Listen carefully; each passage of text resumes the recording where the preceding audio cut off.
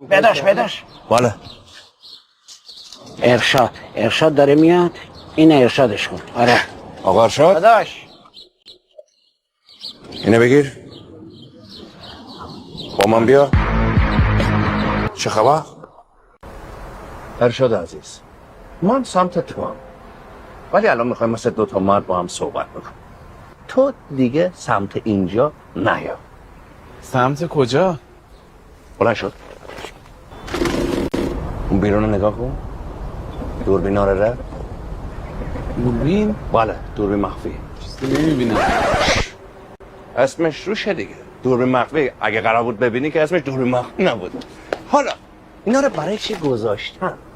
برای دزد و اینا. خیر، میدونی که سارا برادر نداره، ولی من برادرشم.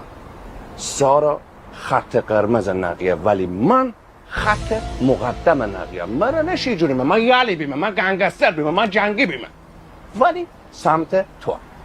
حالا این دوربینایی که کار گذاشته شده خیلی حساسه، یعنی اگر یه چیزی ازش رد بشه شروع میکنه آلارم دادن، بوق کردن، شروع کنه بوق کردن، نقی شروع میکنه واق من شروع میکنم واق کردن.